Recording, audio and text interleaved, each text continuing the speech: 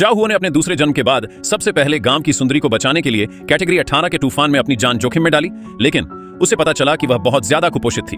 इसलिए ऊंची लहरों का सामना करते हुए वह समुद्र में कूद गया और उसे खिलाने के लिए कई बड़े झींगे और 100 पाउंड का ग्रुपर पकड़ा। जाओ हुओ गांव की सुंदरी की इतनी परवाह इसलिए करता था क्योंकि उसके पिछले जन्म में उसने बिना शादी किए उसके बाल सफेद होने तक उसका इंतजार किया था, जबकि उसने गांव के मुखिया की बेटी से शादी करने का फैसला किया था। आखिर में उसकी पत्नी भाई वांग के साथ हो गई। इस जन्म में जाओ हुओ ने तुरंत गांव के मुखिया की बेटी से अपनी सगाई तोड़ दी। फिर वह बीच पर गया और कुछ बड़े केकड़े पकड़े।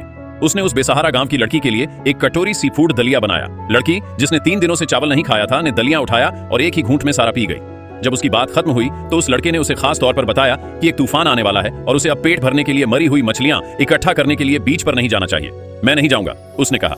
आज से अगर तुम्हें देर हो या भूख लगे तो मुझे ढूंढना। यह देखकर कि वह कितना ध्यान रखने वाला है, लड़की तुरंत उससे शादी करना चाहती थी। बाद में लड़के ने तूफान आने से पहले गांव की लड़की की फूस की झोपड़ी ठीक करने का प्लान बनाया।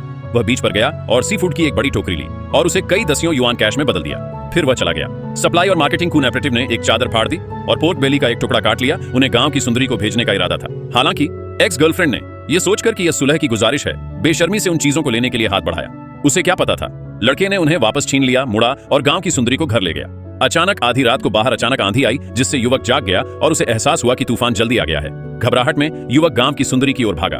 वह फूस की झोपड़ी से भागा, लेकिन बहुत देर हो चुकी थी। गांव की सुंदरी की फूस की झोपड़ी गिर गई थी। वह एक मोटी बीम के नीचे फंस गया था, 1 इंच भी हिल नहीं पा रहा था। यह देखकर युवक पूरी ताकत से उसे बचाने के लिए दौड़ा, लेकिन अगले दिन सुबह होते ही भाई वांग गांव वालों के एक ग्रुप को युवक के दरवाजे पर ले गया। उस पर गांव की सुंदरी को रात के लिए घर लाने, गांव के नैतिक मूल्यों को बिगाड़ने और यहाँ तक कि गांव के मुखिया को बुलाकर सफाई मांगने का आरोप लगाया। जाओ हुओ को सभी द्वारा परेशान होते देखकर गांव की सुंदरी उसके लिए खड़ी हो गई और सबके सामने कहा कि वह और जाओ हुओ एक वैध रिश्ते में हैं और वे तुरंत अपना मैरिज सर्टिफिकेट लेने महल जाएंगे।